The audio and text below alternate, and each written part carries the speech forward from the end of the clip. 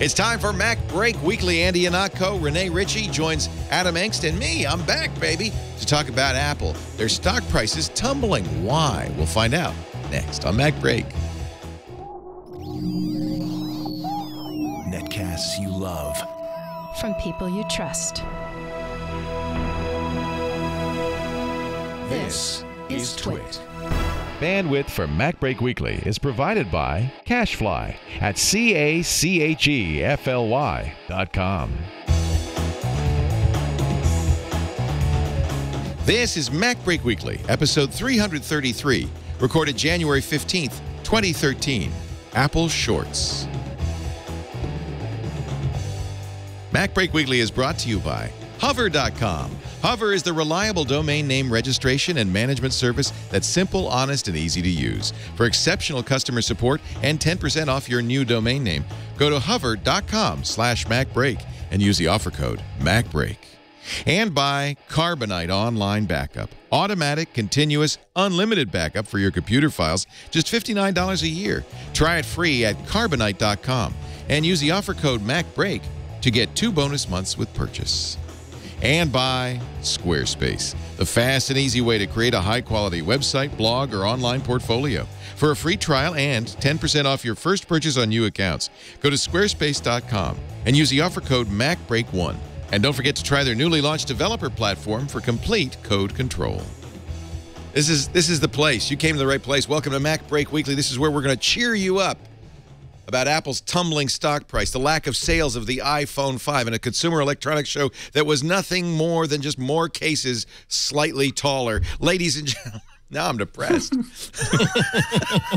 Ladies and gentlemen, Mr. Andy Iannacco from the Chicago Sun-Times. You know, Leo, and to all listeners out there who own Apple stock, you know, fresh pineapple still tastes like fresh pineapple. Thank God. The memory of your grandmother's fresh-baked Christmas sugar cookies, those are still wonderful and affirming and nourishing in its own way. So the fact that Apple's price is now, believe it or not, a single share of Apple stock is now actually less expensive than many Apple products. I know that's weird, but that doesn't mean that this is going to be a miasma of darkness and Yes, it is. and joyless It's luster. over. No, It's over. Leo, it is. I want, you know, again, I want you to take off your shoes right now and go, well, Pasadena, but where are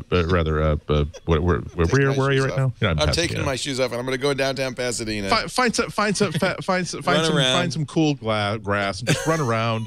Try to step around the hypodermics and the broken glass. That's Pasadena. That's not Petaluma. Breathe in, breathe out. Okay, Also here from Montreal, where hypodermics are freely available to any addict who needs one, Mr. Renee Ritchie of imore.com. Hey, hi, Leo. How are you doing? I'm well. I'm taking the opposite bent from Andy. Everyone who's been shorting Apple stock and spreading fake rumors so that they don't have to cover it, it's party time. And we're going to make it. Well done. You've succeeded. Winning. Winning. And finally, let's say hi to Adam Engst of Tidbits. Hey, Adam, good to see you. Look at, he's in a beautiful, it looks like an ocean environment. Are you in Hawaii right now? From his office high atop the Washington Monument in Washington, D.C.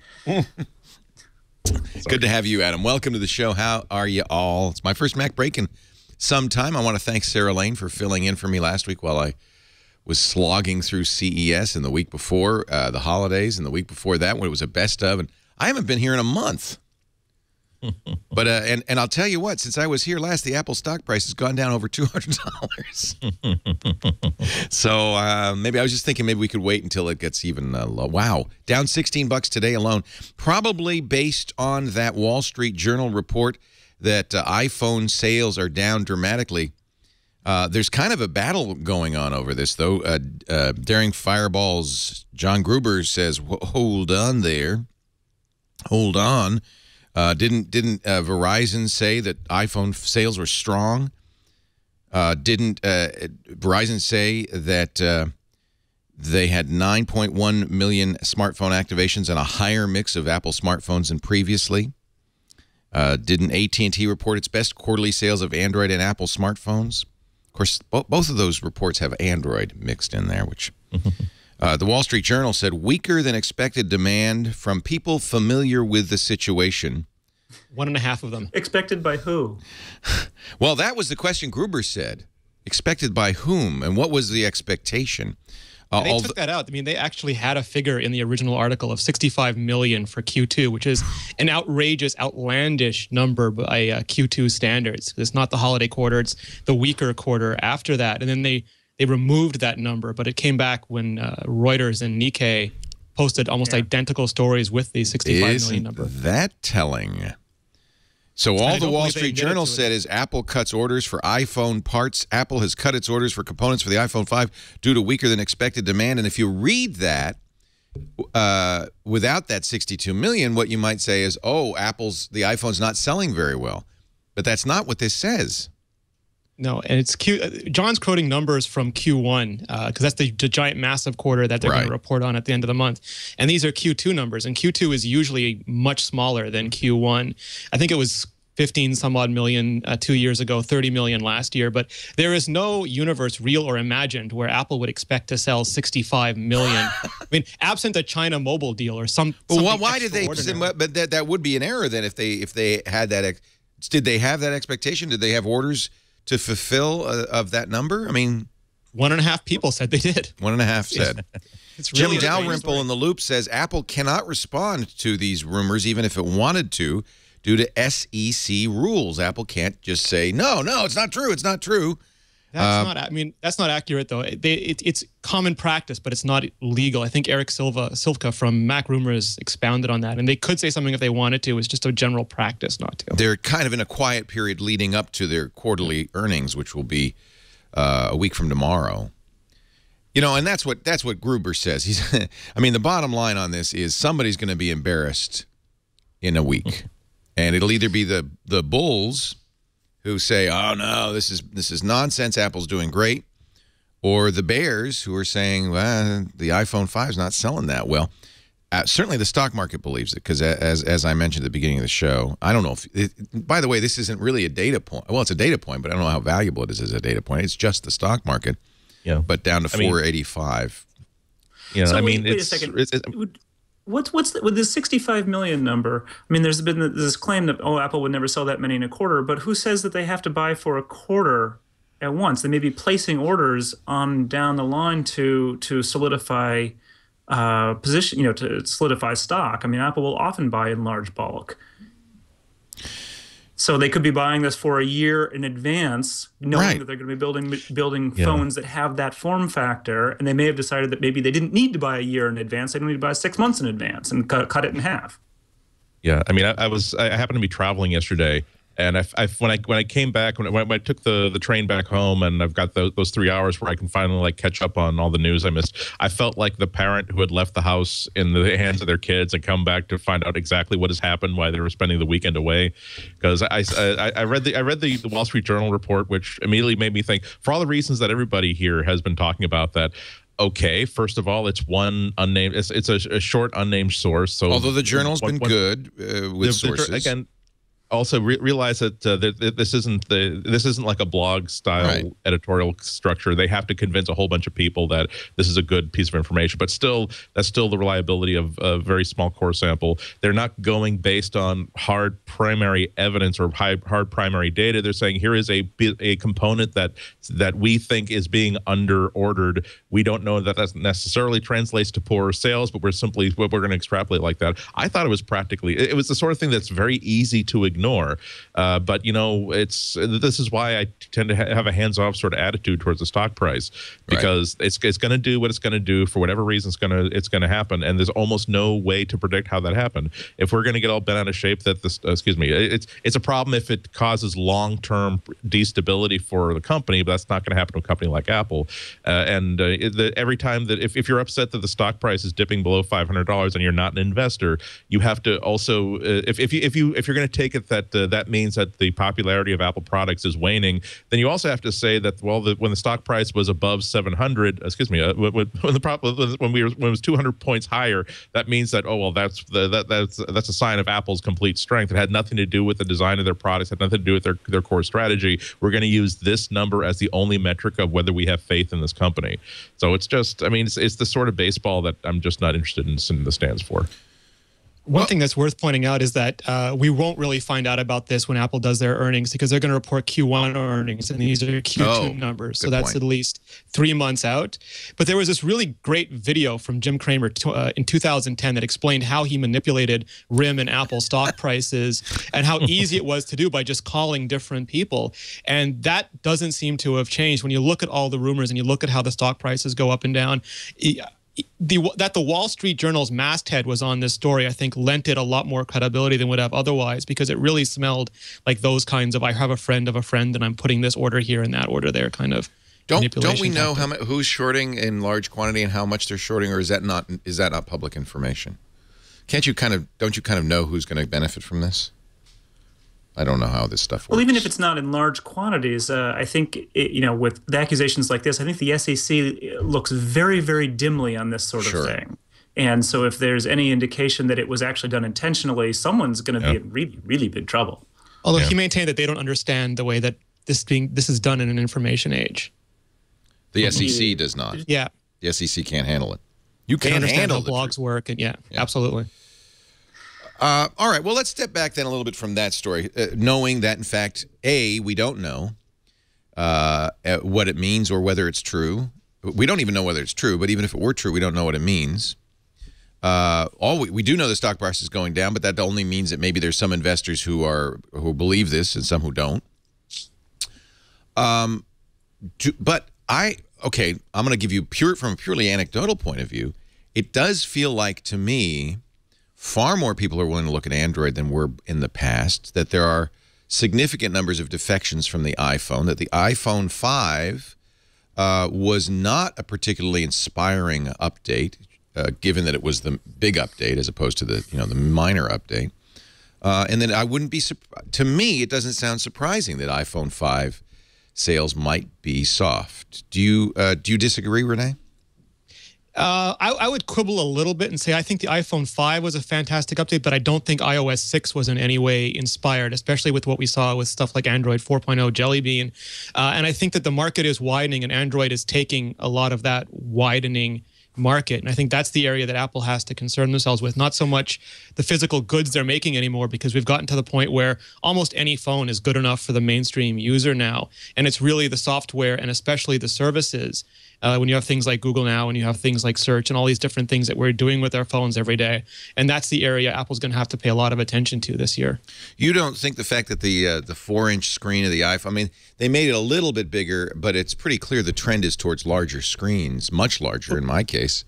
Here's the thing for me. If I walk into Best Buy and every television set, regardless of size, costs the same thing, which is what happens in a subsidized cell phone market at a carrier store, a lot of people would just buy the biggest television set they can fit into their house. You get more. Yeah, it seems like more. And like the Lumia 920 is actually half the price of the iPhone 5, and it's got a giant screen. And a lot of carriers list by spec, and some carriers are motivated or have better remunerations for selling some phones more than others. So given those conditions, I think the large screens have a lot of appeal for people who actually want a large screen, but for people who don't care but see a large screen as better value. And traditional Apple advantages are not Siri, for instance, has been basically matched by Android's speech to text. The camera that was always so good on the iPhone, maybe it's still the best, but it's only the best by a little bit. Well, I really think the camera right now is the only thing they've got going that is absolutely, without any real argument, the best in class. If that is the metric that you really want to judge a phone by, you really want nothing other than an iPhone. Even the Lumia 920 has a camera that can absolutely spank the iPhone in a couple of situations, but on a broad range of stuff, the camera is still good. But the real problem is that it's very, very hard to create a compelling case that the iPhone 5 hardware is better than a top-tier, like multi-core Android phone. It's hard to make the case that iOS 6 is better than Android 4.1 or 4.2, especially. You can make the case that it's better for some users, just like you can. But I think you really now have two platforms that are on absolutely equal footing, and it's that point at which someone will say, "Well, if I like these two phones equally, maybe I may as well get the one with the big screen because it's going to be easier to read. Oh well, look. The first thing I'm gonna launch is the Kindle app. Oh look, there's fewer. I have to do fewer page turns on this app than I do on the iPhone. So that's where they're vulnerable. I really think this is a year in which Apple is going to have to really refocus on restoring the iPhone to a place where we can say, yes, this is better than the majority of the other handsets out there. That hasn't been true for several months now. The other thing that I think really does come into play here, though, is the iPhone 5 is competing against the 4S and the 4. And as a result, if you just want to pay less for a phone, it's really easy to buy an iPhone without buying an iPhone 5. And similarly, the jump from the 4S to the 5, even though it's a number jump, is not that great. You know, that it really comes down to just the screen and some thinness. And so, you know, people aren't going to be upgrading from that too much. And Apple doesn't really want you to. I mean, Apple is very much on a 2-year upgrade cycle. So, you know, if the iPhone 5 sales aren't quite up to snuff, I'd think that really that you want to look at the cannibalization on the lower end models as well. I'm going to say something that people are going to get mad at because I like to stir up trouble. I think that what we've been waiting for or worried about is actually happening, that Apple has lost its mojo after losing Steve Jobs. And I think this is the beginning of a long decline. I think this. No, it's not too soon. I think it would have been too soon a year ago. I think this is exactly what we're seeing now, and I think that you will be able to say that the day the iPhone 5 came out is the day that became apparent that Steve Jobs was Apple, and without Steve Jobs, Apple's back to the bad old days. What would he have done differently? I don't think we've seen anything here that Steve Jobs would have done differently up until this point. Like, these are probably the devices that he would have introduced if he was still here. Yeah, these are his last devices. Yeah. That's why I say it's too soon. Also, I think that the real issue here is that when you get down to it, the iPhone 5, all the features that it has, the form factor it has, apart from it being super, super thin, is pretty much any phone that you could describe that had been released up to a year before then. So much of why each release of every iPhone after the first one seemed so significant and seemed so transformative was because it went from being just an edge phone to 3G. It went from being 3G to LTE. It went from having a kind of crummy resolution screen and camera to a wonderful resolution screen and camera. So the problem is that now they're at a stage where they have to really, I wouldn't say reinvent it, but they have to figure out what can we learn from the past, good God, 6 years of iPhone history that will allow us to make iOS 10, let's say, and the iPhone 8, let's say, something that no current user of the current operating system and phone would even recognize, but would instantly dump whatever they've got in their hands right now in favor of. So we can't allow ourselves to believe that Apple absolutely reinvented the phone every time they went at it. So maybe this is as good as it gets for now, and until they find a good device that's going to replace it, this is what we're kind of stuck with. So the pressure's on the apps now. I'd agree with you, except that I think Android has lapped Apple. Right, but it's like what? Okay, so let's say Steve Jobs is still in the saddle and he's still as hands-on as he was before. What would they do to the iPhone that would not have been done already? I'll tell you exactly what they should do in May or June is they should release an iPad mini with phone capability. Oh, I don't know if they're... Huh? With Phone.app built into it? Yeah, and a SIM card or whatever it takes to... In other words, they should make a mini iPhone. They're gonna tell you, great, we've got FaceTime. It's even better than using a telephone. What's next?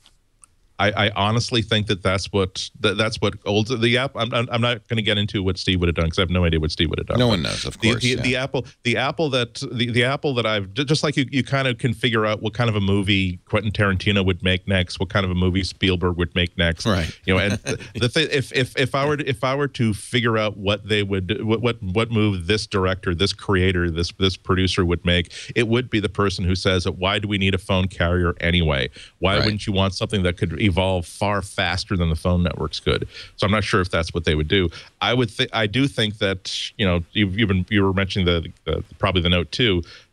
I do think that they need to experiment with different form factors because this size device is very, very, very compelling. I've been using a Note for a year and a half, and I have to say, people laughed a lot at me when I started using it. But when you start it takes a while. You got to go. What do you want such a big thing for? It looks like a family-size Hershey bar on your head. And I think, but what's happened is people say as they've gradually gotten exposed to it and started to use it, oh, this is good. And I think this time maybe Apple should leapfrog this. I think people want something big. They want to take one device that is both a tablet and a phone. Yeah. And I disagree that FaceTime is sufficient. I think there's two interesting things at play here. You know, Apple is almost never the early adapter, so they're probably content to let Samsung release screen sizes at quarter-inch increments. Oh, that's right. And see which ones, like the Note or like Huawei's new 6-inch phablet phone, are going to take off, and then they will pretending not to watch at all. Well, absolutely. While and then they mocking will pick the two models that offer that have the best addressable market for them, and then maybe there'll be a 4-inch and a 5-inch, and that'll be it. The way we got an iPad Mini. But the other thing is that Apple still has to address. Apple used to have the lock-in that they had because of their ecosystem, but now companies like Samsung and LG, who also make ovens, like the big joke at CES was the Android-powered oven, but it's not a joke. You have a vacuum cleaner controlled by Android, you have a refrigerator controlled by Android, and your phone on your way home can vacuum for you and remind you to pick up milk and do all these things. And because these huge conglomerates make so many different appliances and devices, they can offer a very compelling ecosystem that's even bigger than the one that Apple used to have with the Media Hub. Yeah, but that's not an ecosystem that people have expressed any interest in yet. There's a long list of technologies, including like 3D video glasses, laser projection keyboard, and to a certain extent voice control, that they're cool ideas. They make for a great demo. You would think that people would want something like this, but no consumer has ever said that this is exactly what I want in a product.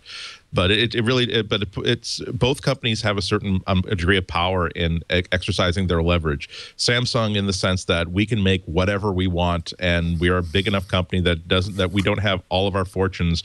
Our stock price is not going to go down because we produced this phone and this phone did not sell as well as analysts predicted, because they've got 4 other phones and 12 other toaster ovens right behind it. That's a strength, isn't it? That's a big strength. Right. Apple has the same thing going on, where they can leverage their control not in other hardware, but in other forms of content. And one of the problems that they're facing is that there was a time when if you wanted music, of course you're going to go to the iTunes store. Where else are you going to go? If you want to get movies, of course you're going to go to for movies and television. You're going to go to the iTunes store. Where else are you going to go? Now that stuff is being licensed out to so many libraries that you have a great many options. And now that you have companies like Amazon that can do really weird things, like say, "Well, tell you what, if you can buy our music digitally, or if you buy it on CD, we'll send you the CD, and we'll also give it to you digitally." These are weird. These are things where Apple's going to have to figure out what their core story is and make sure that they're telling that story in a way that's really clear and compelling. They're losing. I know that they're losing a lot of people. I know a lot of people who were real dyed-in-the-wool Apple folks. I'm not talking about myself here, but real dyed-in-the-wool who never thought that they would switch to Windows, never thought they'd be using an Android device.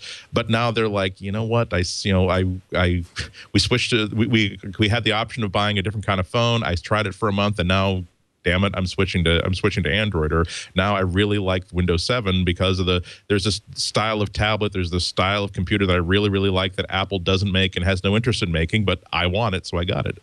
Or come the end of January, when BlackBerry 10 launches, Apple will have the oldest major mobile operating system on the planet, and that's the position they've never been in. That's an interesting way of putting it, isn't it?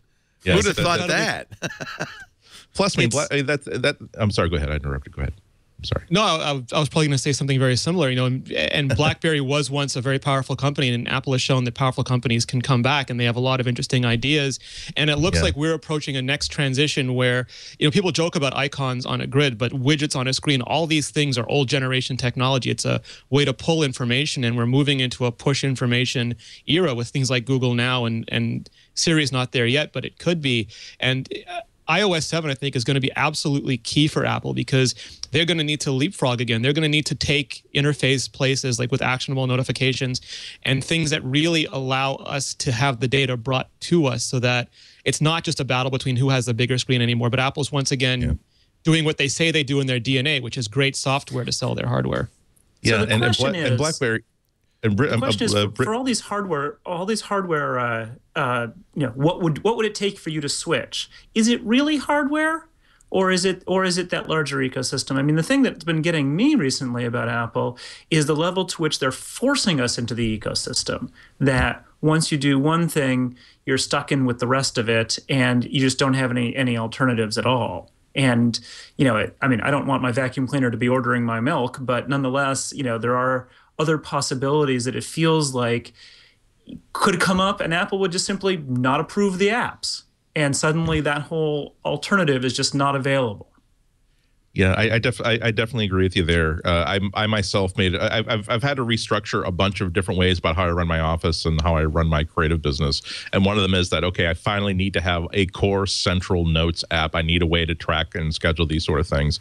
And what I started off with was, of course, reminders and notes on iOS. Can't do it. And after I started using that for about like a month, I realized, okay, I can make the system work.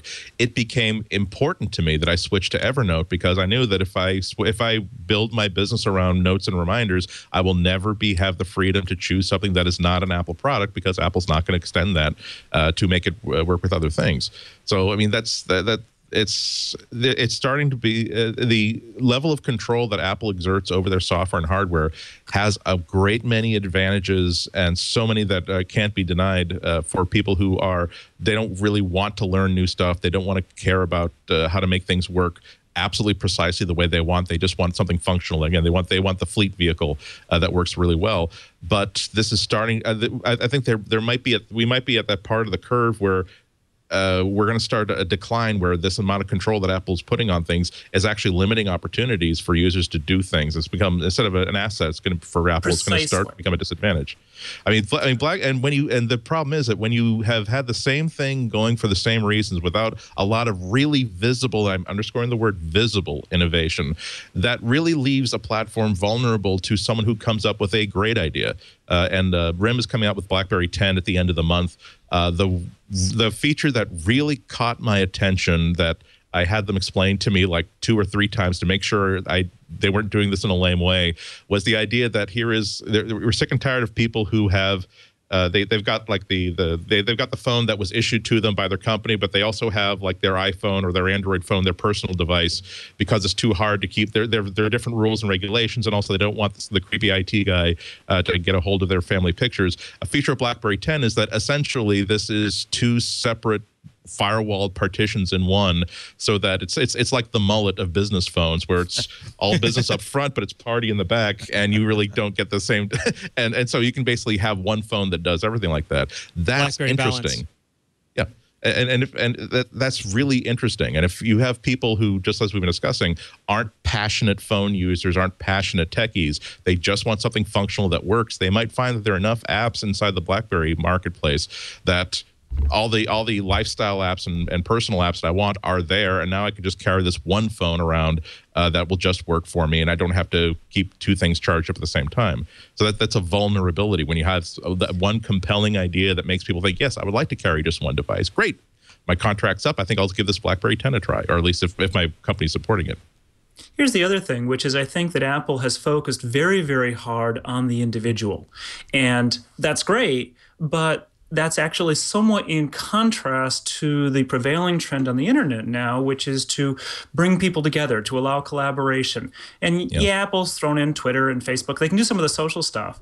But when it comes to working on interesting things with other people, Apple just doesn't make it any easier than well, certainly any easier than anyone else. They just aren't doing interesting stuff there. Whenever you look at the iCloud stuff, it's all your devices, your data, and if you want to share that data with someone else, tough nuggies. It just doesn't happen. And so, to my mind, because I'm actually honestly starting to think, geez, maybe my next phone is not going to be an iPhone. If there's something compelling about the collaborative capabilities of another system, because that's what I do. I spend my entire flipping day talking on email, using Skype, using Google Hangouts, all this kind of stuff where I'm working with other people, collaborating in Trello. It's all other systems, and there's to a certain extent work on iOS, but I just don't feel like Apple cares about that. Yep. And, there's a certain level, if they don't care about it, then maybe I'm going to go looking for someone who does. I think it's important to put in context, though. I used a Nexus 4 throughout CES, and And while we're piling a little bit on Apple here, Android is just as annoying. Windows Phone is just as annoying. None of them, it's huge competition. And I think Andy said this before, all of them have their strong points and weak points. There's no ideal solution.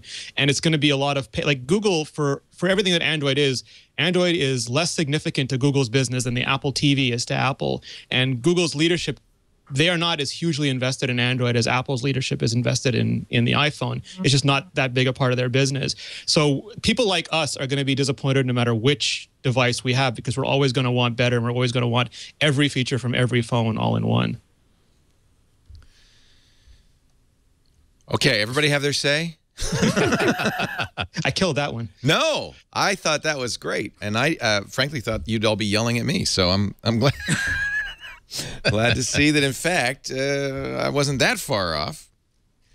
We'll watch with interest. It's not our job to predict the future, and no one knows what the future is going to be. But I think we all agree there's a challenge ahead. Yeah. Well, I mean, we'll end with this. I'll spank you lightly about again. This is what happens when Steve Jobs leaves the company. Because again, I've never had a taste for that kind of commentary. I mean, we don't know what he would have done. We don't know. We realize that most tech companies, they aren't led by the same guy for generation after generation. There comes a time at which this person just doesn't has a vision that doesn't matter. The users just move away from him, or their level of passionate interest in making this the focus of their life wanes as they realize that I got $4.8 billion. Why the hell am I worried so much about one part that one supplier may or may not provide us with at the cost that we need it to be? And at that point, you got to step aside and move it to the other place. I mean, Microsoft has gone through this exact same thing because Bill Gates, Well, I think you can make a case that Microsoft has floundered since Gates left.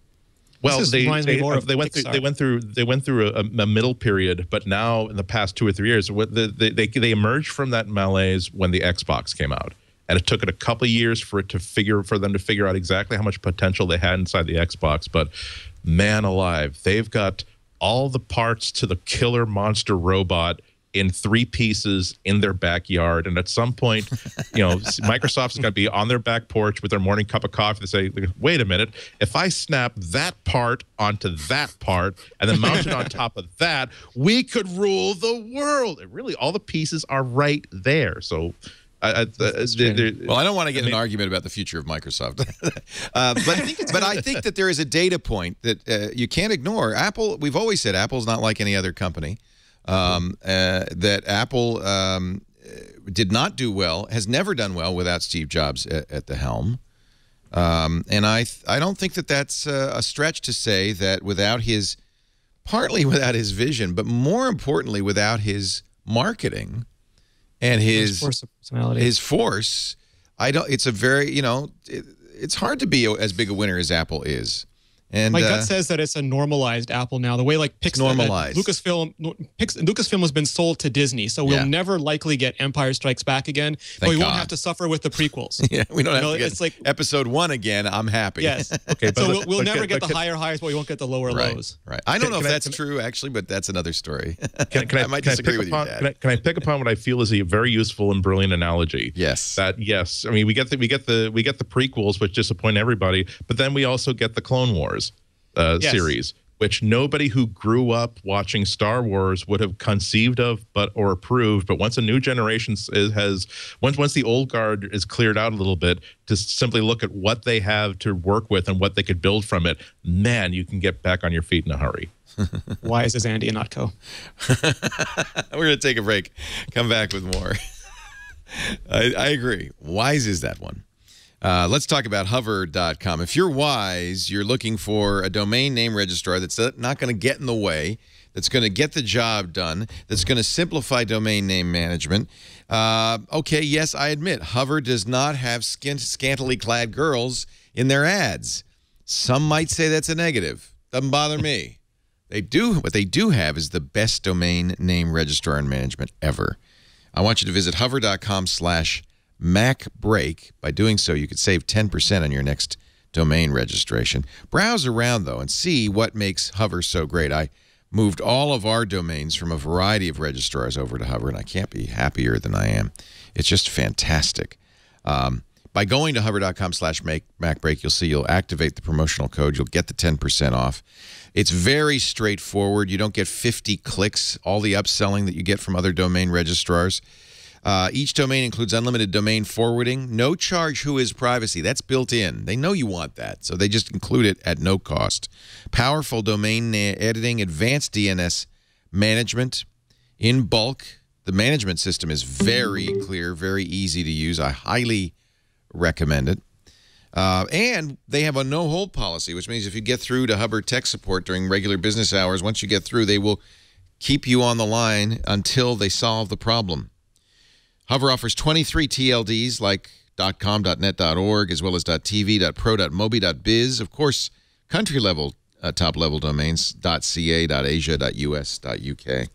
I'm a big fan. I know you will be too. Hover.com/MacBreak to save 10%.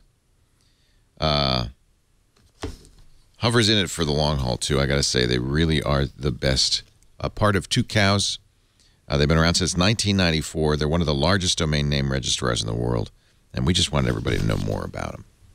So I'm really glad to be doing their ads. Hover.com/MacBreak to save 10% on your next domain name registration. You're watching MacBreak Weekly. Andy Ihnatko from the Chicago Sun-Times, Renee Ritchie from iMore, and Adam Engst from Tidbits. We're talking about the Apple. By the way, some good Apple news. Apple won a Technology and Engineering Emmy Award for 2012. Or actually, they'll receive one. They received one at CES. This is the category.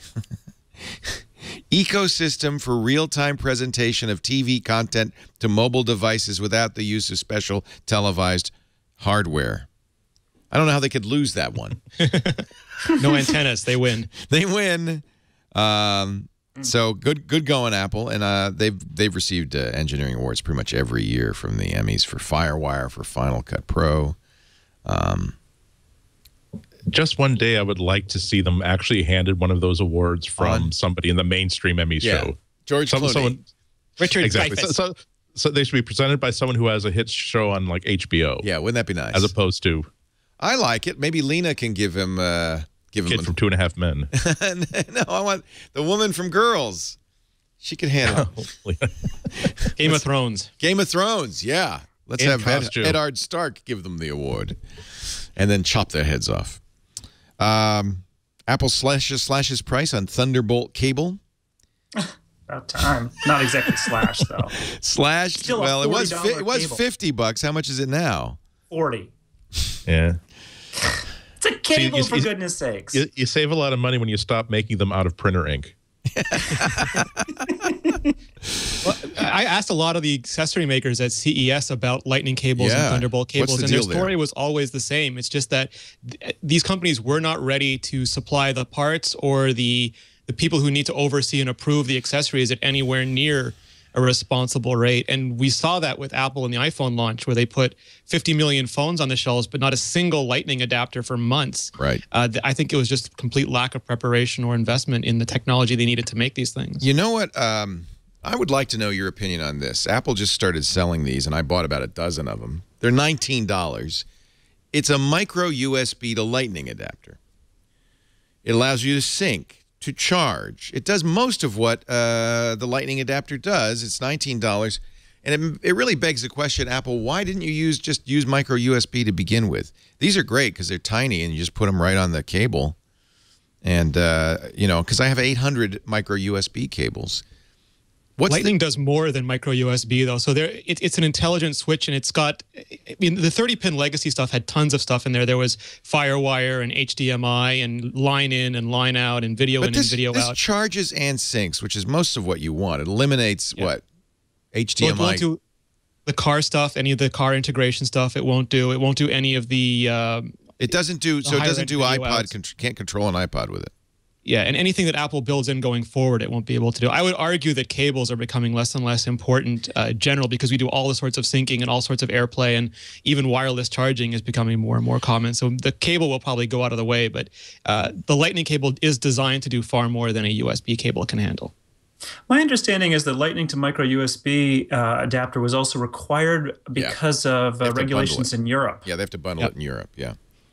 It just, if I have to say, if iPhone 5 sales are disappointing, some significant percentage of that has to be people who said, I am not getting a lightning adapter. I'm going to stick with my 30-pin cable. Oh, I don't. I think if anybody made that decision, they were very foolish. I mean, you buy a cable once and that's it. Yeah, I have bought so many. I bought $200 worth of lightning adapter cables. You see, we bitch every week about we want new things, we want what's next, and then when companies introduce them, we say, oh, you've obsoleted everything I used to have. So we complain no matter what. No, I may want it, but I'm just saying most normal people are pissed off. Yeah. They're saying, well, I have to buy all new cables. I have to buy hundreds of dollars worth of converters. Well, fit in my stereo box. Is that not, don't you think normal people kind of look at that and go, why do I have to do that? We know why. I understand that. Well, I think that normal people, they have one phone and they're going to have that one phone for 2 years. And I don't think that, I just don't think it's that big. If you include a charging and sync cable in the box with the new phone that you get, I don't think most people are going to be very, very upset that all of their, the nightstand clock radio they bought 2 years ago doesn't necessarily work with it. They might be bummed about it, but I don't think they have that broadened awareness that says that, gosh, I should, they should have kept the same. Well, it wouldn't make much difference if there weren't good competition, good stuff out there as an alternative. But I think it's just, I agree, it's not a deal breaker, but it's one more data point that I don't think is a good data point for them. But I've said that for a long time, and obviously I'm wrong. So. If we didn't have the lightning cable, we would have had a thick iPhone 5. And no, I understand. Look, I understand why they did it. And I'm technical enough that I get it. I'm just thinking that that's got to be a reason that some people go, really? I got to get all new cables and new connectors and it won't work in my car? Really? They only find out when they get home, Leo. They buy it and then they go home and get upset. I think people are smarter than you think. I think they actually know. Let me put it this way. I hear it on the radio show a lot. Yeah. Okay. I talk to real people every single weekend. And I'm starting to know what baffles them and bothers them. That's one thing. I have to say, kudos to Apple. I bought a $1,000 27-inch Thunderbolt display, and it did include the changed mags and adapter so I could use my MacBook Pro Retina with it.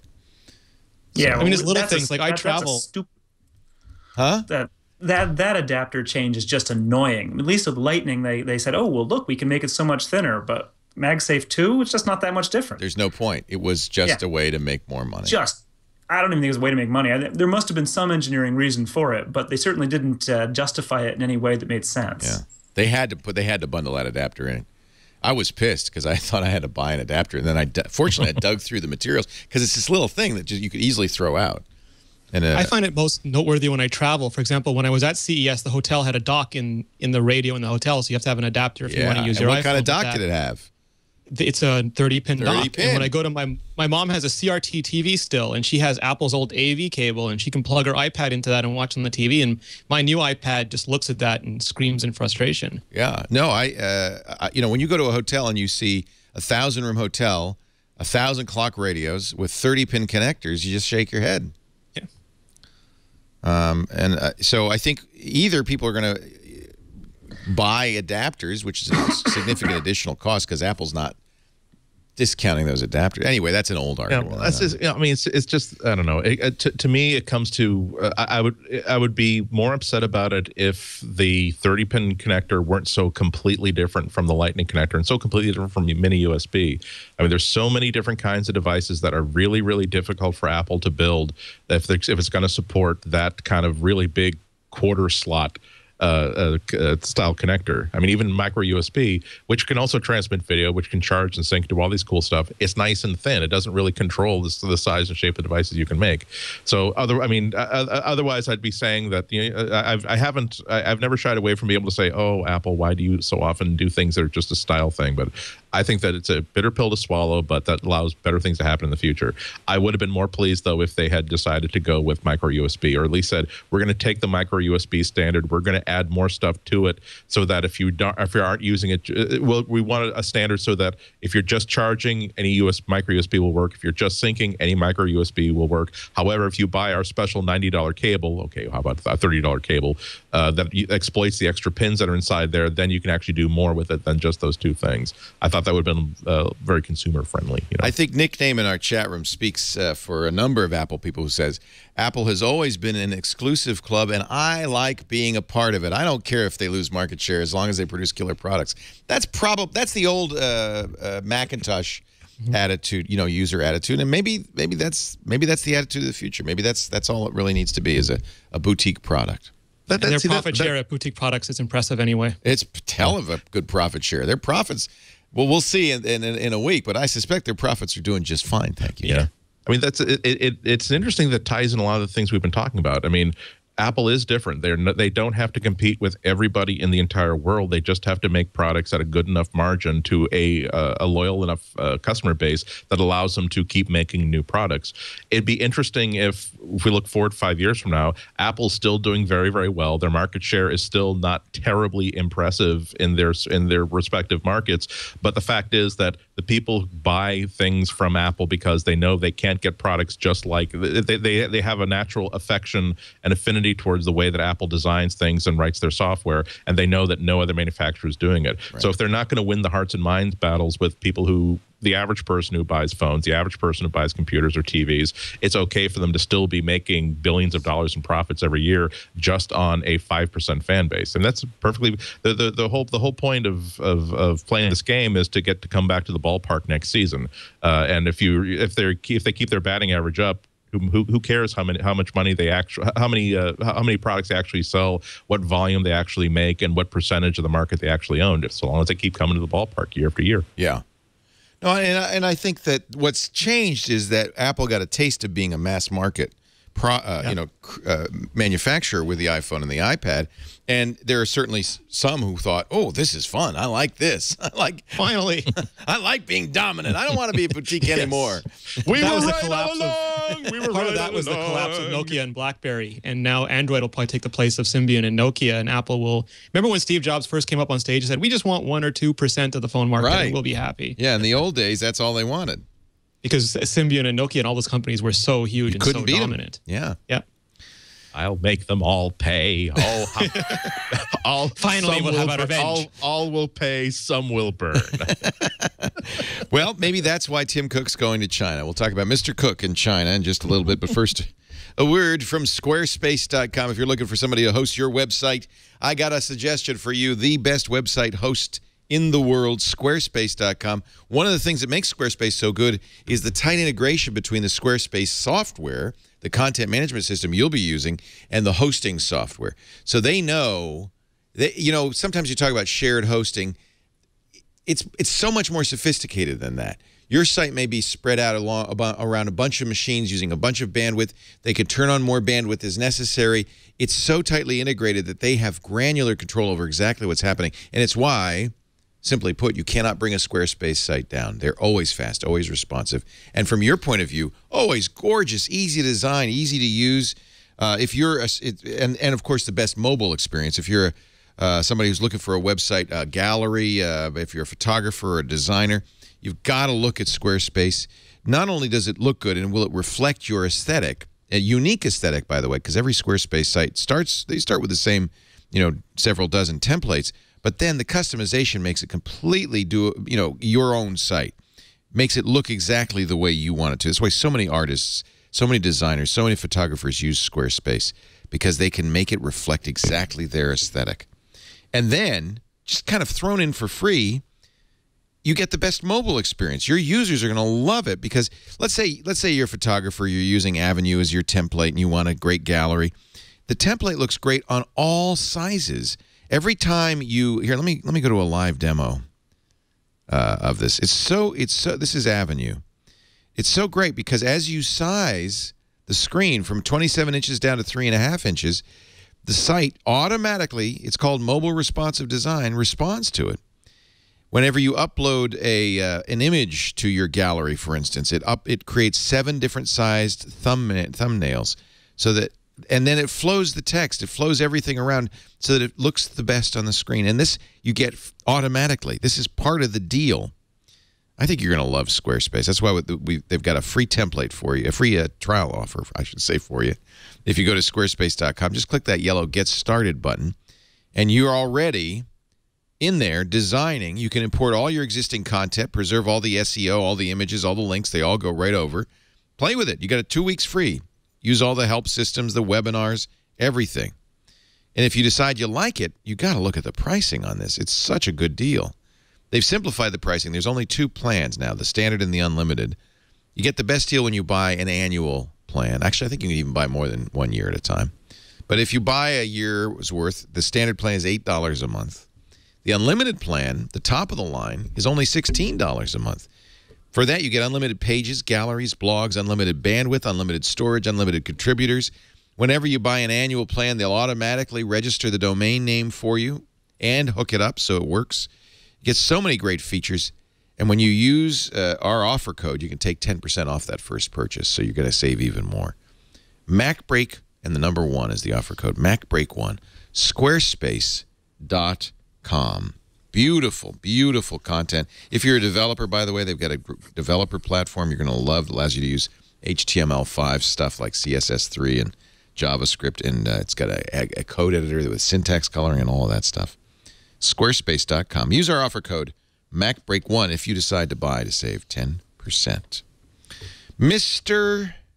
Cook goes to Beijing to meet with China Mobile. Now, that's the largest carrier in China, and the iPhone has never been on China Mobile. It's always been on smaller carriers. So Tim Cook met with Xi Guohua, the chairman of China Mobile, to discuss matters of cooperation, according to China Mobile. In other words, I bet you're going to get an iPhone 5 on China Mobile, which would be huge. They're currently on China Unicom, China Telecom. So this is the part of Apple that still wants to be mass market. They want to dominate. And right now, I think the iPhone's popular, but not as popular as it could be if it were on all the carriers. You would have to, if they get on China Mobile, they would have to redesign the iPhone because it uses an unusual 3G network technology. And some experts say that Apple might be waiting for a new network technology so that they can put the iPhone on it. It's like Verizon all over again. Yeah, similar, isn't it? Every time I hear these stories, I keep thinking, geez, whatever happened to those rumors about Apple, making its own carrier? Yeah. Yeah, well. Still be nice. It would be. I mean, turned out it was Google. This pipe dream of having FaceTime replace your telecom is wonderful, but I just don't think Apple's ready to do that. Well, there certainly are. There's like TruePhone, I guess, had some stuff at CES, and they buy all of their service from regional providers and then aggregate it into a single account. So this kind of thing is possible, but we just haven't seen Apple want to do that. I think we're getting an idea of how difficult this is by watching Dish Network. Charlie Ergen try to cobble together a mobile network by buying Spectrum. He made that hostile bid last week for Clearwire. I don't think that's going to happen. And that's just in one country. And that's just in one country. Yeah. And it's a very iffy thing. And Charlie's super smart and has lots of money. Well, I don't know if he has lots of money, but he has enough money to be a player. Let's put it that way. Maybe he doesn't have $130 billion in the bank. Maybe if he did, it would be a little bit easier. But I just think it's hard. I think that there's Spectrum is the issue. Getting Spectrum, and it is not an infinite resource. Yeah. And pipes aren't a sexy business. Right. I think admittedly, Apple would prefer not to have to deal with carriers, but it's better than the alternative. FCC and all the regulations in other countries. Right. I think it's just better than the alternative.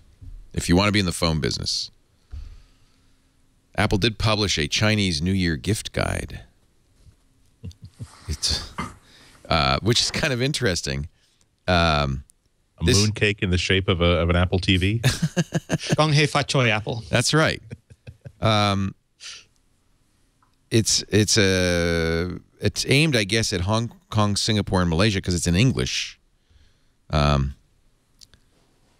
I think the iPad Mini did quite well, did it not, in China? It's launching the 3G versions of the iPad 4 and iPad Mini this Friday in China. Oh, so they're about to come out. Yeah.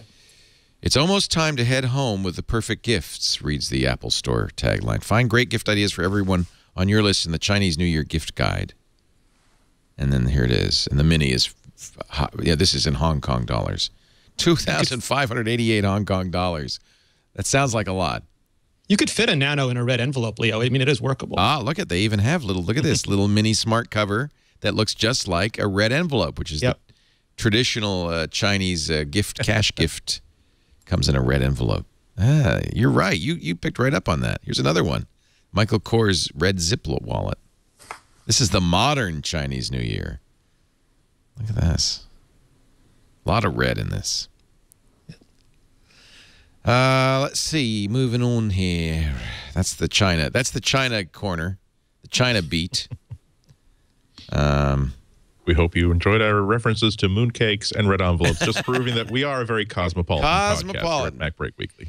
Maybe because of this China stuff, the rumor flew that Apple would be developing cheaper iPhone models, a rumor Phil Schiller was quick to debunk. This came from, I think, from Bloomberg, which said that Apple is weighing retail prices of $99 to $149 for a device that would debut in late 2013 at the earliest, according to the person who has to be named, not named because of the negotiation, blah, blah, blah.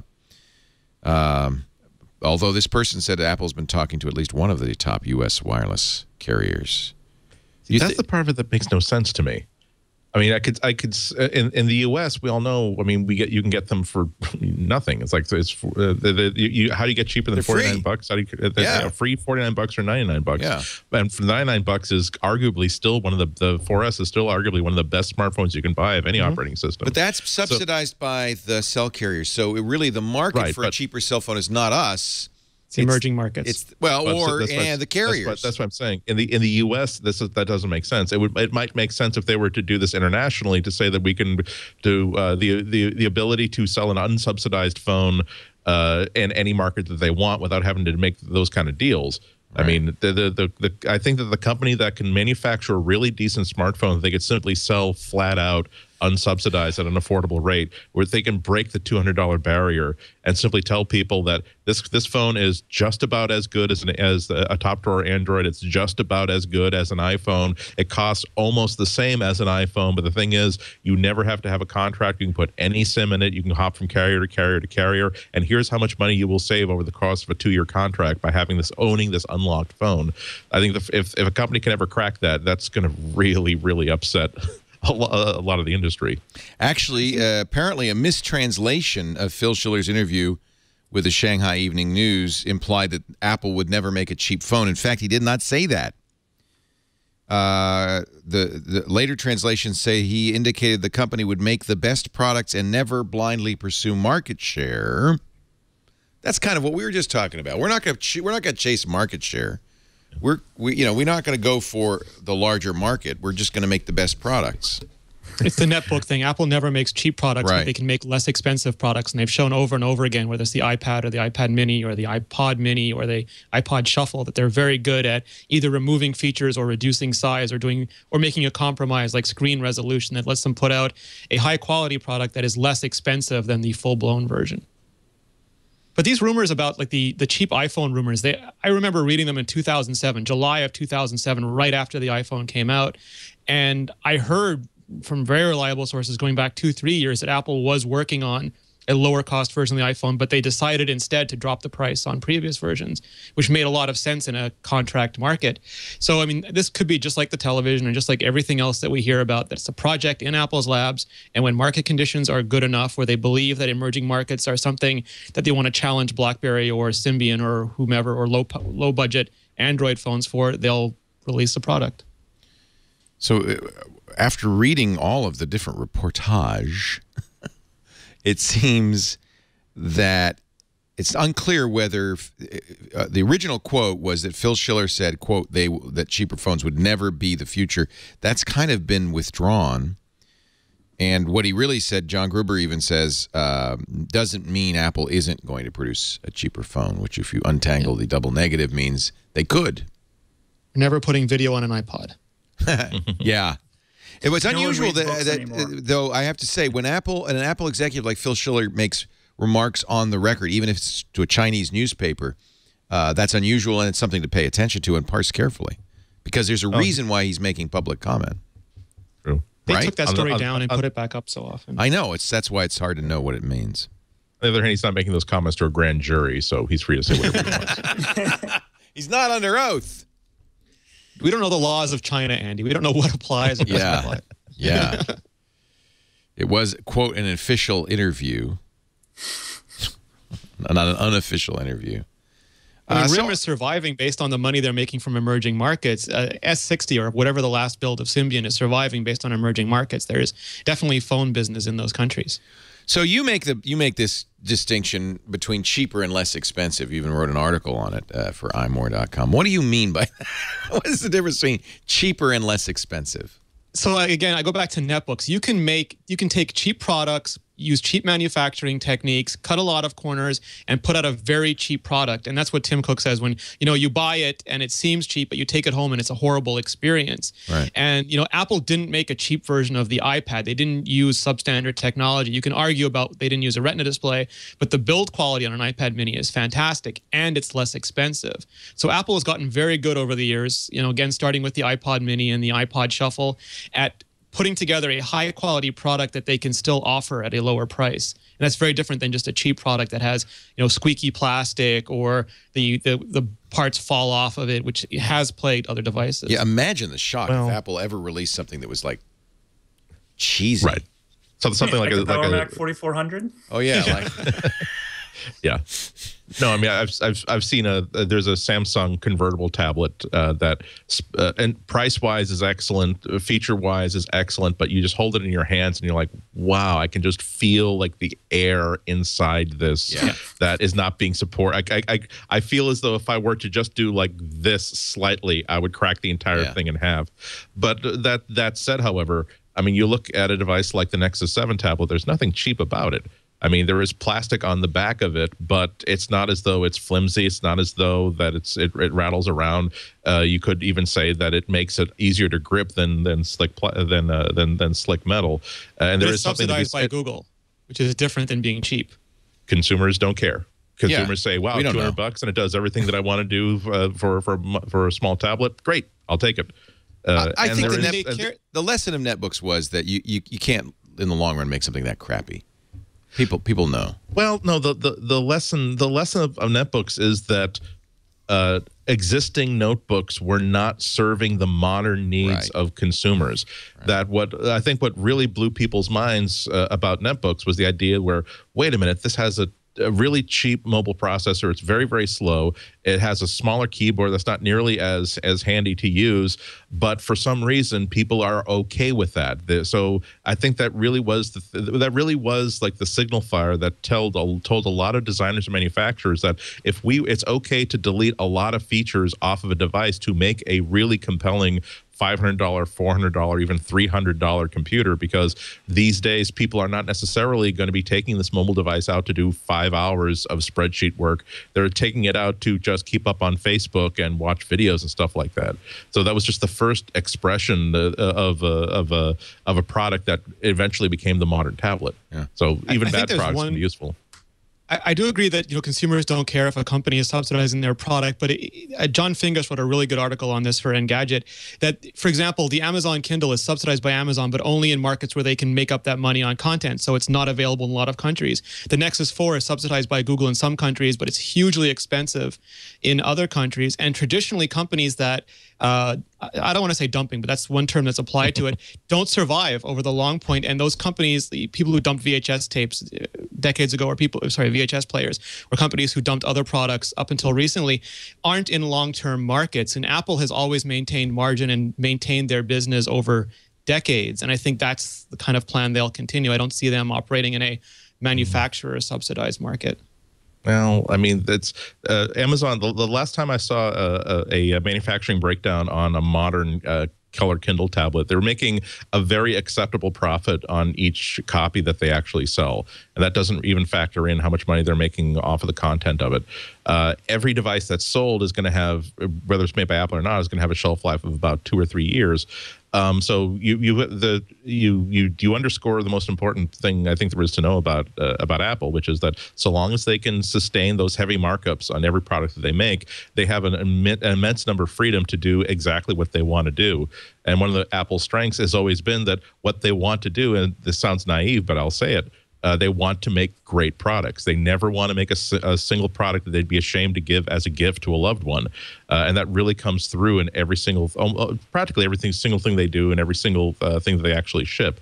That's something Steve Jobs beat into them. I think that they did make some crappy products into the Guild Amelio era. Yeah, that just feels that, hey, we have this gap in our product line. Right. It feels as though we should be making an all-in-one that has these features, so we're going to make this feature. It feels as though we should be selling computers through big box retailers. We'll make a special model that we can sell through a big box retailer. Right. Whereas now they're saying that is a good idea, but we can't make a computer that we would be happy with that way, so we're not going to do it. Exactly. So I think the fact that I'm sorry, I will wind this up. The fact that Apple can be so successful selling high markup and really expensive compared to other comparable models doesn't mean that every other company has to do that. There are ways to make a decent profit on smaller margins. To get back to something Renee was talking about earlier, though, is that Apple has been doing awfully well in hardware. I won't in any way criticize their hardware, but I really think the software quality has been flopping. That iOS 6 has significant bugs. Mountain Lion has issues. They're they do an update and it kills stuff. I mean, security updates, we're bricking MacBooks. I mean, this is the kind of thing which it just says that they're not testing, if anything else. Is it the Scott Forstall problem? Is it going to be better now that he's gone? I don't know, but it's been bad for a couple of years now. Yeah. And I have not seen that commitment to just saying, this is going to work and it's going to work right. I think we have some rosy glasses. A friend of mine who's an iOS developer. A friend of mine who's an iOS developer says that he's reported more bugs with iOS 6 than all of the previous versions of iOS combined. And they've come back marked as duplicates, so they're real. I mean, he's not making this stuff up. Mm. Renee, were you about to say that this has always been this way?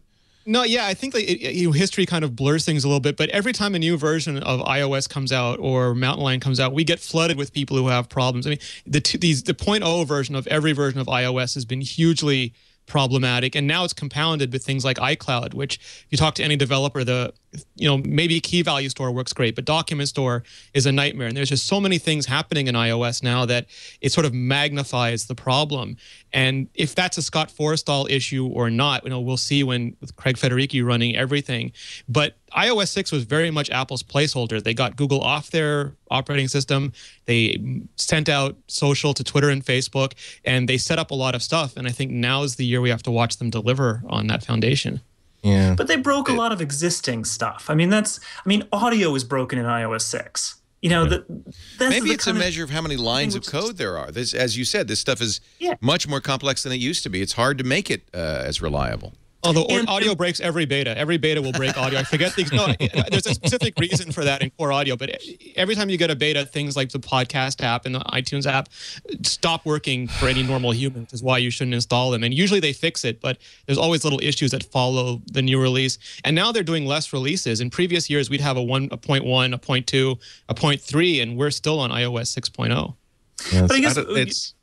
Just to reiterate, though, this is not the kind of thing we see happening in the hardware world. Right. In the hardware world, Apple is taking the time to get it right, to get those millimeter measurements to as small as they possibly can. That doesn't come easy either, and yet they're doing that. They're just not doing it on the software side. They are a hardware company. See, but they're only a hardware company if their software works.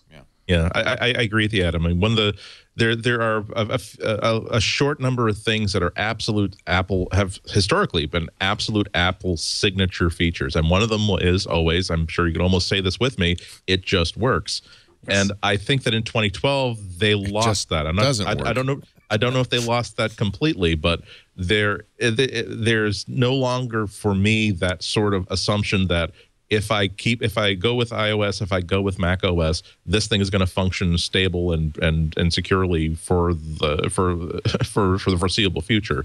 I just don't trust it to work that way.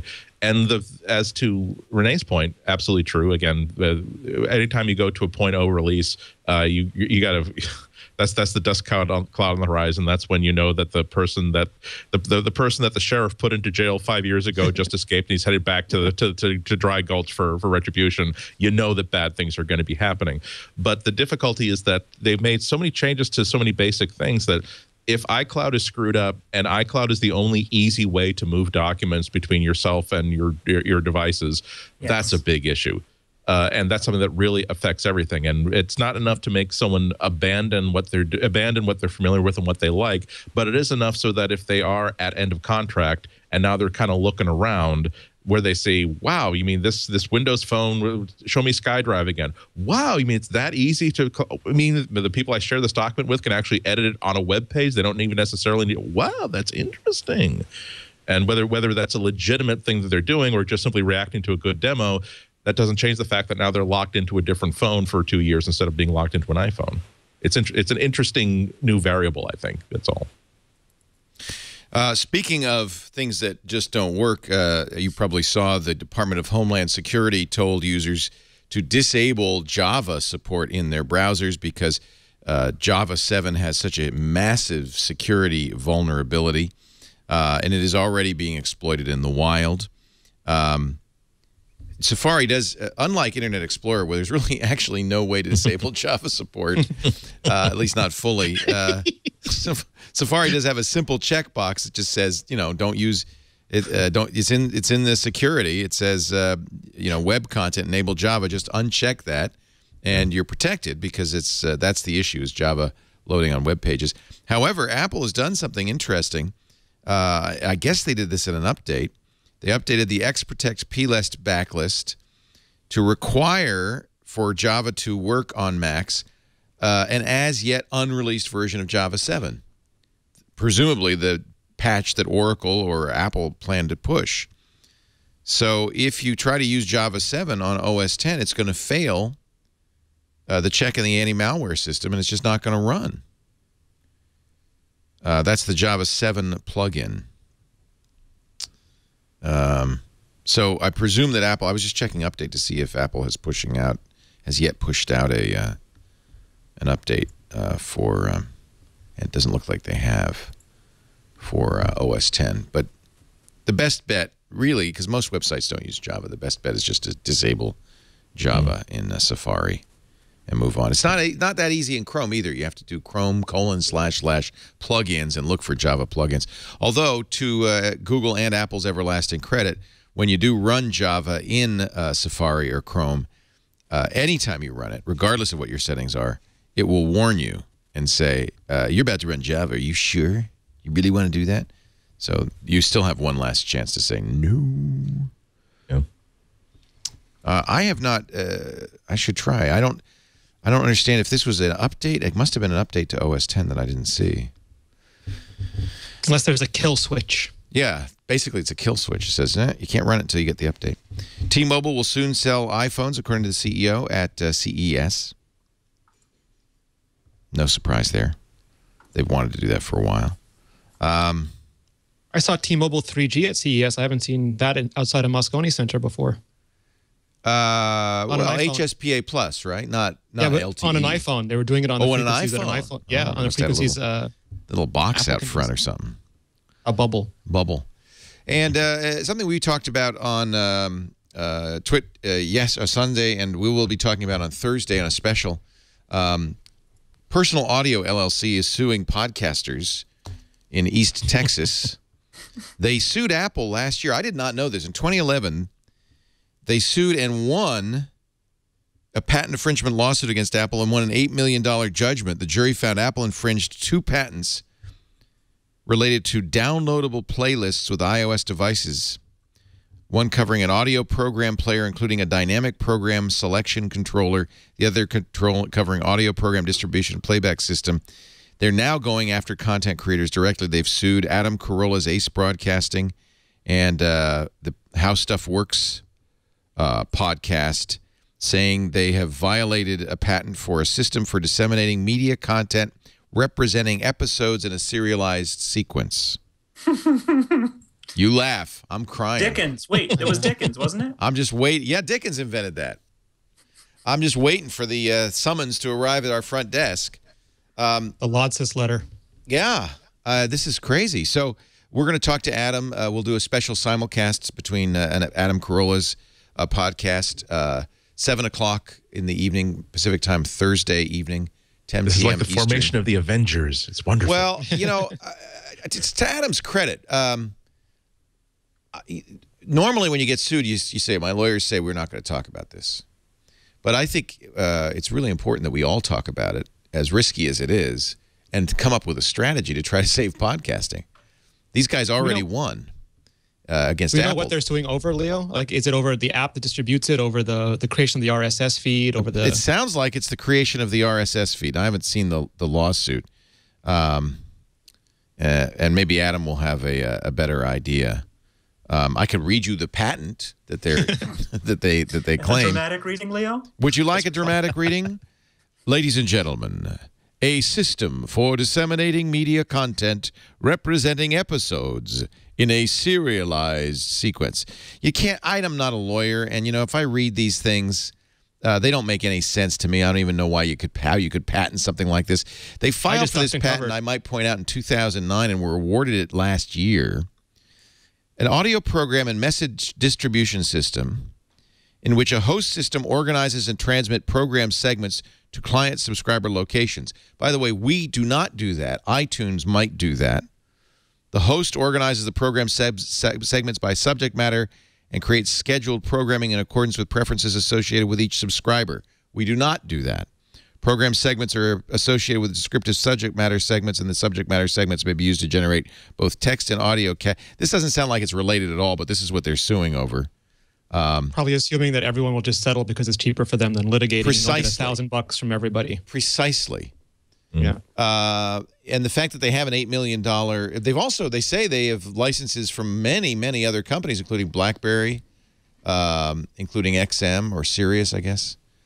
So I don't, we'll have a much more detailed conversation. In fact, we'll try to get some lawyers on with us on a Thursday night and talk about it. But I just think the podcasting community needs to say, hey, wait a minute. Hold on there. Slow down. Yeah.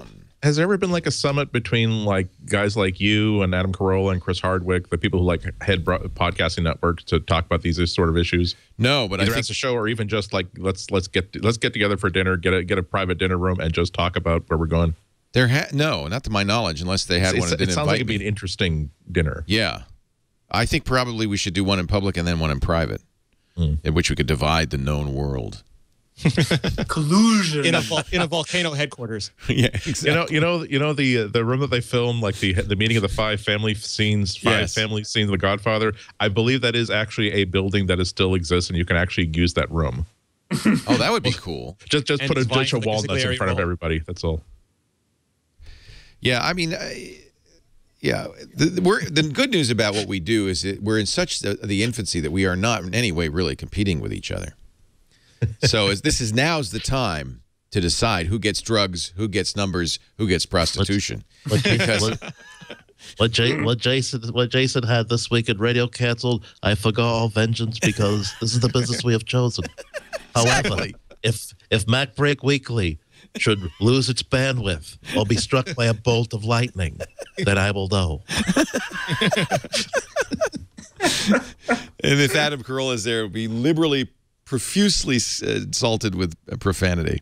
No, it's funny. We all get along. I'll tell you the closest to that, which I was at a week ago, is the New Media Expo, and that was a great event with a lot of podcasters there. Not the big names though. I think Chris Hardwick came later. Adam and Chris were in town for CES. I don't think they came to Podcast Expo or at New Media Expo, but I don't know. I think maybe now is a good time to start doing it. You are the Beatles of podcasting. Exactly. And, John, Paul, George, and Leo. Exactly. I don't even mean that as a joke. That I do. It would be an interesting experiment. Yeah. If nothing else. Yeah.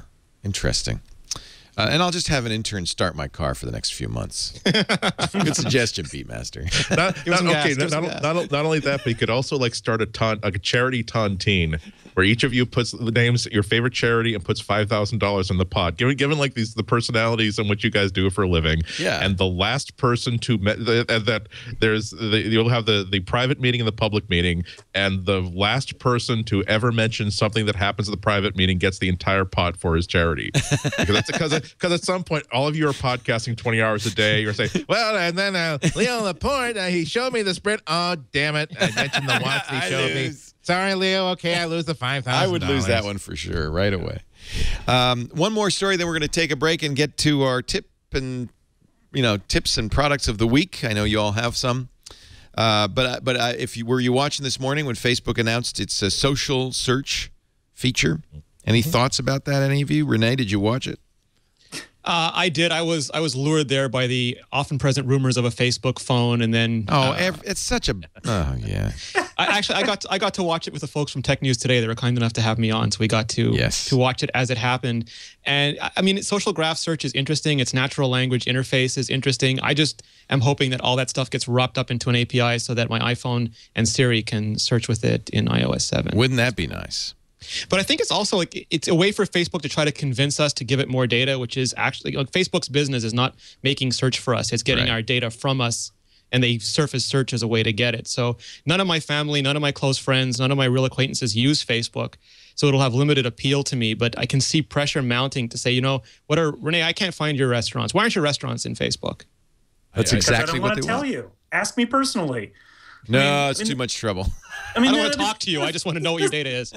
The simple fact of the matter is that I think you have to actually care what large numbers of other random people think. And I mean, I would never search for something on Facebook. Well, that's different. Like it's not a large number of random people. A large number of people that you care about. My meeting Facebook. was They're random. They're not friends. No, this is Facebook we're talking. I mean, I see the quote friends.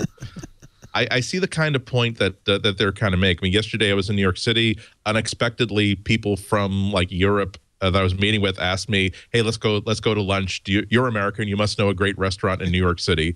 And I know a few, but it's like I wish that if there were a way that collectively all the people I know who live in New York City could be polled and asked. I'm at 57th and Broadway. What's a good restaurant within, let's say, a 5-block radius, and get that sort of answer? That'd be valuable. But what was disappointing about that entire announcement, to which, by the way, Facebook teased a week in advance with a big media event sort of a push. Is that if you don't give a damn about Facebook already, this is of absolutely no use to you. It's not going to make somebody want to make Facebook a bigger part of their lives. And it seems as though the push is towards integration as opposed to making sure that you're spending most of your time inside one social network. If they were saying that we have forged an alliance with pretty much every social network that's out there, that on an explicit opt-in basis, if your friend is more of a Twitter person or more of a Google Plus person, they can integrate with you. You personally can have access to their search results, so that you will get that sort of invaluable personal recommendations and personal information. As is, it's like I'm not going to switch my Facebook habits, which now is I will dip in there once a week just to see what my nieces and nephews in college are up to. That's what I do with Facebook right now. I really don't post anything to it. I'm not going to start investing in Facebook just because I want to find out what a restaurant is like in Tulsa, Oklahoma, on the off chance someone has actually been there. It's just not a good value proposition for me. I think there's a tie-in to Bing as well, which means that if you used Bing, which I don't know anybody who does, but if somebody used Bing, then you get some social signals. Well, any search that Facebook's not doing now will offset to Bing, so you'll get a Bing result instead of a Facebook result. Oh, it's in that direction, not the other direction. Yeah. So it'd be better if we're in the get direction. I search Bing, and then I get it's massaged by social results. Because it is all about get you inside Facebook and make sure that you don't have to, Facebook is the great casino of social media. The idea is to make sure that they can feed you, and they give you restaurants inside Facebook, they give you Penn and Teller inside Facebook, they give you a hotel inside Facebook. Right, exactly. So that you always are within reach of the slot machines, which is the social media information. They do not want you ever to step foot outside Facebook until you've got no more money left, and they've got the titles to your car and your house. All right, let's take a break. Annie Ihnatko from the Chicago Sun-Times, Renee Ritchie from imore.com, from tidbits.com, Adam Angster all here, and we're going to get their picks of the week in just a moment. But first, I have a pick for you, a way to back up your data, Mac or PC, for less than $5 a month per computer for everything, automatic, continuous, off-site backup. It's everything you need in backup. It's Carbonite.com. Because Carbonite allows you not only to automatically encrypts during transmission, but allows you to further encrypt your data when it's there. It's complete trust no one protection. So if privacy is an issue, Carbonite is a great choice. A lot of other services do not offer that kind of trust no one encryption. It's also cloud storage, which is nice. And they don't really tout this, but what's nice is you can see your data anytime. You don't have to wait for a disaster to strike. Just log onto your Carbonite account on any computer or use their iPhone or iPad app, and there's your stuff. You can download it and use it. So you've got the benefit of cloud storage plus a backup you can trust. Automatic and continuous means it's always up to date. It's a great way to make sure that you can sleep tonight. Try it free for 2 weeks. You don't need a credit card, just our offer code MacBreak. If you decide to buy, $59 a year, and if you've used the offer code MacBreak, you'll get 14 months for that price, an additional 2 months free. Automatic, continuous backup, off-site, so it's safe even if the worst happens. That's Carbonite. Carbonite.com. The offer code is MacBreak. Give it a try today. Our picks of the week. We'll kick off with you, Andy Ihnatko. Mine is something that's somewhat old news, but suddenly new news to people in 22 cities. It's Aereo, the Aereo streaming TV service. One of the best announcements from CES last week was that this service is going to be expanding into 22 new cities. What it is, and hopefully you can see it, and there we go behind me, is that it's a streaming service where that gives you all the broadcast TV channels inside your metro area available for DVR recording, available for streaming, and playable through almost any desktop browser and through iOS Safari browsers. And what I just love this because it is so deviously cunning. And here it is. We're streaming right now, the PBS station. So it's in Boston? Well, no. This isn't only in New York right now. This is actually a demo account that they gave me for testing purposes. It is. Let me explain that if you haven't heard about this before, the deviousness, the cunning of this idea. What it is they ordinarily they'd have to license the feed from NBC, do a deal with CBS, do a deal with Fox. What they did was instead, I'm going to pause so that you can actually hear me. What they did instead was they they said, well, what if we have a different antenna for every subscriber that we have? We just put up an antenna that we simply lease to each one of our subscribers in that city. And they came up with this technology where for every subscriber, there's a little antenna the size of a dime set up someplace so that, we are not recording any of this. We're not rebroadcasting. We're just simply letting people use the antenna that this user actually owns and uses. Yeah, you're renting an antenna. Exactly. Antenna shifting. They open exactly. So they and you can record, you can do all this sort of stuff, so they opened it up in New York City last year, basically to see if they would get sued into oblivion. But they actually they did get sued. Investment. They did get sued. They won most. Excuse me. They were successful enough that they were able to now expand. They got $38 million in funding, and now this is going to be like a school and a snow announcement. Wait until your city has been announced. It's now going to be available soon in the next couple of months in these following cities: Atlanta, Austin, Baltimore, Birmingham, Alabama, Boston, go Pats, Chicago, Cleveland, Dallas, Denver, Detroit, Houston, Kansas City. I don't know which one, but they're next door to each other. Madison, Wisconsin, Miami, Minneapolis, Philadelphia, Pittsburgh, Providence, Rhode Island, Raleigh, Durham, North Carolina, Salt Lake City, Tampa, Florida, and Washington, D.C. Nowhere on the West, I might add. Nowhere on the West. They don't want to go anywhere near Hollywood on this one. You don't want them to hear who you are. And the pricing is really, really great. You can get this access to this for 1 day for $1. So if you're, and I should mention that this only is available to you if you live in that city, and it's not as though. So it's not as though you can be living someplace and get local sports games. But it's $1 a day for a day pass if you just want it for 1 day. If you for a month is $8, for a year it's $80, and that includes 40 hours worth of DVR. So really, really great stuff. This really has brought me many steps closer to wanting to cut cable because that was one of the missing pieces. Because ever since the change over to digital broadcasting, I lost And I'll get of 5 broadcast networks, I get maybe 3 of them, and I don't get CBS. And since I like to watch Letterman, that's a big minus for me. But I really recommend you go to aereo.com, AEREO.com, if you're in any of those cities. They're not going to be getting started for another couple of months, but if you pre-sign up, you'll be one of the first who are able to sign up for an account there, and it works just brilliantly great, and the price is pretty much just right there too. It's really great for the iPad. One of our viewers was visiting us. Yeah. You know who she is. And she brought her Aereo and her iPad account on her iPad. So we were able to watch it here because it's over the internet. And it really is kind of neat to be able to watch local TV. It does solve that last mile problem that cord cutters have to survive. Yeah. It's lovely. And what I like, what you were seeing, the video that you were seeing behind me is actually being streamed off of my LTE iPad. So that's quality. That's what you get, just HD, just off of LTE.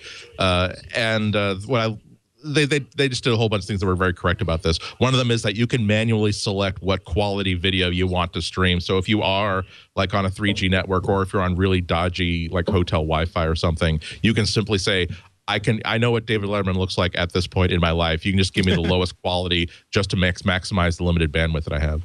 I have to point out, this is an interim solution that someday the cable companies and the television networks will become more enlightened and make this all work over the internet without the use of these kludgy little 10-cent antennas. But until then, I think until the meteor hits the dinosaurs. This is Barry Diller's company, by the way, and I think Barry is old, and he says, I know it's only going to be 10 years before there's completely useless. I'll make some money now. I'll worry about that later. I think it's great. I really like the idea. Renee Ritchie, your pick of the week. I have 2 half picks. I wanted to first make sure I echoed Sarah's pick from last week, which is Hundreds, a new game for the iPhone and iPad. Oh, I haven't played it. Made by Adam Salzman, who did Cannibalt, along with some of his partners. And I used that on the plane, in the hotel, everywhere over CES to keep me, whenever there was some downtime, just to relax. And it's a fantastic, Is it fun better game. than Simpsons Tapped Out? It's different. It's more of a brain teaser made game. I can't stop playing this. Help me, somebody, please. I've rebuilt Springfield.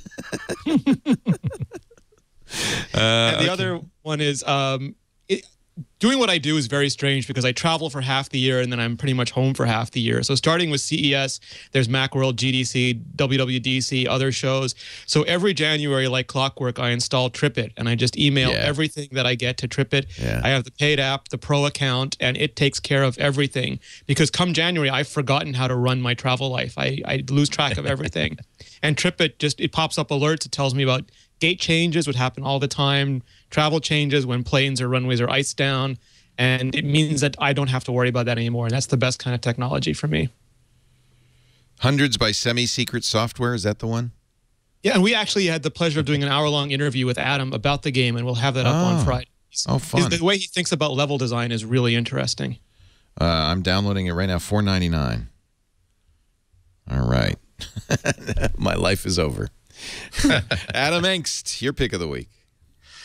Well, one of the things that's been bothering me for a long, long time about the whole social media scene is the fact that you kind of have to choose. And I don't want to choose. I want to host one thing and have it go everywhere else. It's the cross-posting debate. And the simple fact is I see myself as a publisher, and people can choose to read me wherever they wish. And the best place I've found for the sort of starting my post is Google+. And there's a new service called Friends Plus Me. That's www.friendsplus.me, which is the first of these things I've seen that doesn't feel like a really serious hack. There's been a ton of little ways of getting Google+ to cross-post to Twitter and to Facebook, but they've really all been pretty hoary behind the scenes. And so Friends Plus Me, it's got an attractive dashboard, and it just works. Ooh, that Apple saying that, it just seems to work. There's nothing too fussy about it.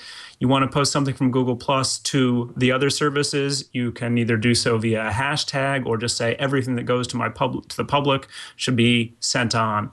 The only downside, of course, is that when you're not limited to 140 characters on Twitter, things get truncated and there has to be a URL sending it back to the Google Plus. People on Twitter are sending them back to the Google Plus page to be able to read the full thing. But as I said, certain level of I'm just tired of having to think about each of these places as a different venue. I don't ever post to Facebook, so cross-posting from one of these other sites is the best way to get me there at all. And Google Plus has been working pretty well for me. No, the only thing that puzzles me about it is the website is a ripoff of the Squarespace. So that's Friends Plus Me, and that's the Squarespace site. Friends Plus Me, Squarespace. Maybe it is Squarespace. I don't know. I looked at the bottom. I didn't see, but boy, that's maybe this is just like this is the new look. All sites someday, all sites will look like this. And you have to you can't automatically post to Google Plus, so that has to be the origin of all your stuff. Ah, and that's key because Google Plus does not have a write API. So yeah.